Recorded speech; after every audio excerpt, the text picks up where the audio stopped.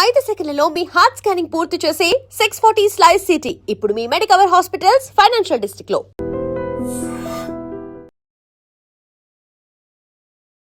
చిత్తూరు జిల్లాలో ఘోర రోడ్డు ప్రమాదం జరిగింది. ఈ రోడ్డు ప్రమాదంలో ఒకే కుటుంబానికి సంబంధించినటువంటి ముగ్గురు స్పాట్లోనే చనిపోయారు. చాలా బాధ కలిగించే విషయం. ఈ ముగ్గురులో 4 సంవత్సరాల ఒక చిన్నారి కూడా ఉండటం అనేది అత్యంత బాధ కలిగించే విషయం.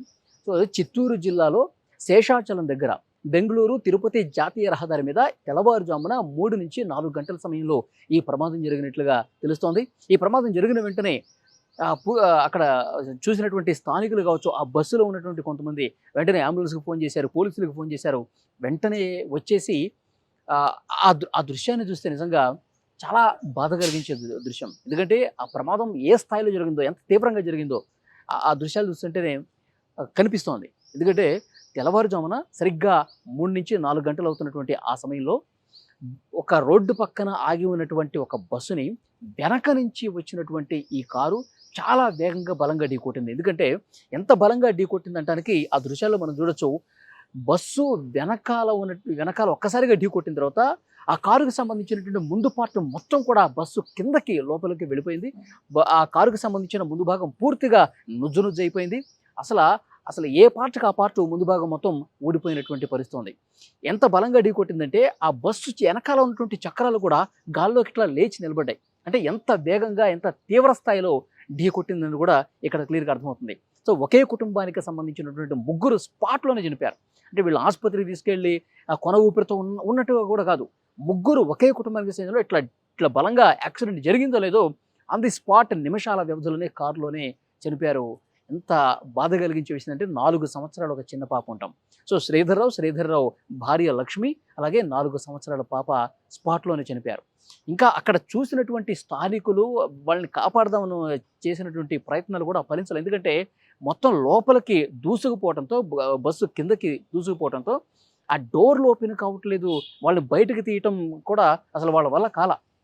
వెంటనే అంబులెన్స్కి పోలీసులు కూడా ఫోన్ చేపిస్తే అప్పుడు క్రెయిన్ తీసుకొచ్చారు, ప్రొక్లైనర్ని తీసుకొచ్చి ఆ లోపల ఇరుక్కుపోయినటువంటి ఆ కార్ని అతి కష్టం మీద బయటికి తీసినటువంటి పరిస్థితి ఉంది.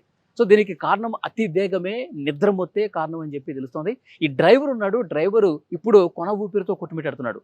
డ్రైవరు రెస్క్యూ చేసే టైంలో బతికే ఉన్నాడు. అతన్ని వెంటనే ఆసుపత్రికి తీసుకెళ్లారు. అతను కొన ఊపిరితో కొట్టుమిట్టాడుతూ ఉన్నాడు.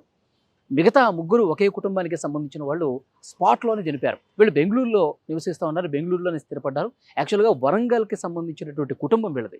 వీళ్ళు చాలా రోజుల క్రితం బెంగళూరులో స్థిరపడ్డారు, అక్కడ జాబులు చేస్తూ ఉన్నారు. ఆ కుటుంబం తిరుమల శ్రీవారి దర్శనం కోసం తెల్లవారుజామున బయలుదేరారండి. ఉదయం సరిగ్గా 4 గంటల సమయంలో ఏదో బెంగళూరు నుంచి బయలుదేరి ఇట్లా వస్తుంటే ఇంకొక గంట 2 గంటల్లోనే చేరుకుంటారు అనుకుంటుంటే అసలు ఊహించని విధంగా, చాలా బాధ కలిగించే విధంగా దారుణమైనటువంటి ఈ యాక్సిడెంట్ జరిగింది. ఈ కుటుంబాల్లో వీళ్ళకి సంబంధించినటువంటి ఫ్యామిలీ మెంబర్స్, ఇతర బంధువులకి ఫోన్ల ద్వారా పోలీసులు సమాచారం అందించారు. ఆ కుటుంబం తీవ్ర విషాదంలో మునిగిపోయినటువంటి పరిస్థితి ఉంది. అంటే అసలు ఏ ప్రమాదం ఎటువైపు నుంచి ముంచుకొస్తుందో కూడా తెలియట్లేదు. కేవలం అతి వేగం, నిద్రమొత్తే కారణంగా తెలుస్తోంది. ఆ బస్సులో ఉన్నటువంటి వాళ్ళు కూడా కొంతమందికి స్వల్ప గాయాలైనటువంటి, ఎందుకంటే వెనక నుంచి బలంగా ఢీకొట్టడంతో వెనకాల కూర్చున్నటువంటి ప్రయాణికులు బస్సులో ఎవరైతే ఉన్నారో వాళ్ళు కూడా ఒక్కసారిగా కుదుపుకు గురయ్యారు, ముందుకి ఎగిరిపడ్డారు.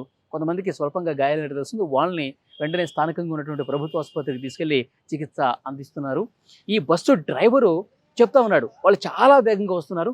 అసలు అంత వేగంగా వచ్చినప్పుడు ముందు ఏముంది ఏం లేదు చూసుకొని జాగ్రత్తగా ఒక పక్క నుంచి వెళ్తారని చెప్పేసి ఎవరైనా అనుకుంటారు. కానీ ఒక్కసారిగా అసలు మేము ఊహించలేదు, అది చాలా ఫాస్ట్గా వచ్చి ఢీకొట్టారు. ఆ నిద్రమత్తులోనే ఒక్కసారి ఏమన్నా వాళ్ళు అట్లా నిద్ర మత్తు ఉండటం చేతే ఒక్కసారిగా వాళ్ళు ఈ పొరపాటులో స్టీరింగ్ అటు ఇటు తిరిగి ఒక్కసారిగా ఢీకొట్టారేమో అని చెప్పి ఆ బస్ డ్రైవర్ కూడా చెప్తున్నటువంటి పరిస్థితి. కానీ ఏదేమైనప్పటికీ కూడా ఒక కుటుంబం పూర్తిగా చనిపోవటం అనేది, అందులో 4 సంవత్సరాలు ఒక చిన్నారి ఉండటం అనేది చాలా బాధ కలిగించే విషయం. వీళ్ళ బంధువులు అందరూ కూడా అక్కడ ఏ ఆసుపత్రుల్లో అయితే వాళ్ళు ఉంచారో అక్కడికి ఏడ్చుకుంటూ చాలా బాధతో, శోకంతో వస్తున్నటువంటి పరిస్థితి కనిపిస్తుంది.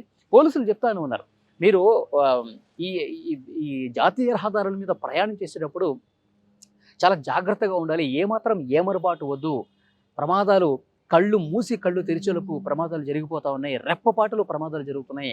కుటుంబాలు రోడ్డున పడే పరిస్థితి, కుటుంబాలు పూర్తిగా తుడిచిపెట్టుకుపోయే పరిస్థితి. కాబట్టి చాలా జాగ్రత్తగా ప్రయాణాలు చేయాలి అని చెప్పి అనుకుంటారు. దైవ దర్శనం కోసం వెళుతున్నటువంటి ఈ కుటుంబం, వరంగల్కి సంబంధించిన కుటుంబం, బెంగళూరులో స్థిరపడినటువంటి ఈ కుటుంబం, వాళ్ళు తిరుమల శ్రీవారిని దర్శించుకుందామని వెళ్తుంటే, ఆ దేవదేవుడిని దర్శించుకుందామని వెళ్తుంటే తిరిగి రాని లోకాలకు ఆ దేవుడి దగ్గరికే వెళ్ళిపోయారా అంటూ వాళ్ళకి సంబంధించిన బంధువులు గుండెలు బాదుకుంటూ ప్రస్తుతం రోజిస్తూ ఉన్నారు. అంటే ఈ మధ్యకాలంలో ప్రమాదాలు చాలా ఘోరంగా జరుగుతున్నాయి. 2 రోజుల క్రితం మనం చూసాం, మార్కాపురం దగ్గర ప్రైవేట్ ట్రావెల్స్ బస్సు ఏ విధంగా అగ్నికి ఆహుతైంది. ఆ టిప్పర్ని ఢీ కొట్టి డీజిల్ ట్యాంకర్లో ఉన్నటువంటి ఆయిల్ మొత్తం లీక్ అయ్యి ఒక్కసారిగా 2 కూడా మంటలు చిక్కుకొని ఎంత ప్రయాణికులు కాలిపోయారు. ఆ ప్రయాణికులందరూ కూడా వెనకాల కూర్చున్నటువంటి వాళ్ళు అసలు దిగలేక అప్పటికే మంటలు అంటుకోవడంతో చనిపోయారు, స్పాట్లోనే చనిపోయారు. ఇంకా ఆ ప్రమాదం కళ్ళ ముందు కనిపిస్తుంది. ఇక తరచుగా ఇలాంటి ప్రమాదాలు జరుగుతూ ఉన్నాయి. అందుకే రోడ్డు భద్రతా అధికారులు కావచ్చు, పోలీసులు కావచ్చు, అందరూ కూడా చెప్తా ఉన్నారు, చాలా జాగ్రత్తగా ఉండండి, ఏమాత్రం నిర్లక్ష్యం వద్దు అని చెప్పి పదే చెప్తున్నప్పటికీ కొంతమంది నిర్లక్ష్యంగా ప్రయాణం చేసి, నిర్లక్ష్యంగా వేగంగా ప్రయాణం చేసి ఇప్పుడు ఆ కుటుంబం మొత్తం కూడా కోల్పోయినటువంటి పరిస్థితి ఉంది. చాలా బాధ కలిగించే విషయం. ఇంకా వాళ్ళకు సంబంధించినటువంటి ఆ పోస్ట్ మార్టం ఏదైతే ఉందో అది జరుగుతోంది. పోలీసులు మళ్ళీ కూడా హెచ్చరిస్తూ ఉన్నారు, నిర్లక్ష్యం వద్దు అని. కానీ ఈ ఘటనను చూసిన తర్వాత అక్కడ ఆ బస్సులో ఉన్నటువంటి ప్రయాణికులు కావచ్చు, బస్సు డ్రైవర్ కావచ్చు, అటుగా వెళ్తున్న వాళ్ళు ఒక హృదయ విదారకమైనటువంటి ఘటన ఏంటంటే, అందులో ఉన్నటువంటి కుటుంబంలో తండ్రి తన 4 సంవత్సరాల ఒక చిన్నారి పాపను కాపాడుకోవాలి, ఆ చిన్నారి పాపకి ఏమీ కాకూడదు అని ఎంత పరితపించాడు అన్నది ఆ కారులో చూసినప్పుడు అర్థమవుతుంది. ఎందుకంటే 3 స్పాట్లో చనిపోయారు, కానీ ఆ తండ్రి చెయ్యి మాత్రం ఆ పాపకి చెయ్యి ఇట్లా అడ్డు పెట్టి ఉన్నటువంటి దృశ్యం కనిపించింది. అంటే ఈ ప్రమాదం జరుగుతున్నటువంటి సమయంలో, రెప్పపాట్లో జరిగినటువంటి ప్రమాదంలో తన కూతుర్ని ఎలా అయినా కాపాడాలి, తన కూతురైనా కనీసం బతకాలన్న ఉద్దేశంతో చెయ్యి ఇట్లా అడ్డం పెట్టి తనకేమీ కాకూడదు అన్నట్టుగా ఆ తండ్రి చెయ్యి అలాగే ఉందండి.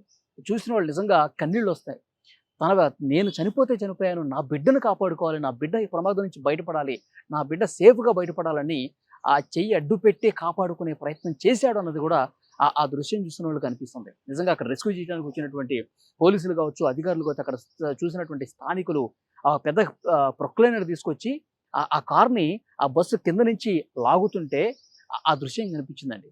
నిజంగా చాలా బాధాకరమైన విషయం, హృదయ విదారకమైనటువంటి ఘటన. ఈ మధ్యకాలంలో ప్రమాదాలు ఏ విధంగా జరుగుతుందో మనం చూస్తున్నాం. పోలీసులు, అధికారులు చెప్తా ఉన్నారు, నిర్లక్ష్యం ఏమాత్రం వద్దు అని.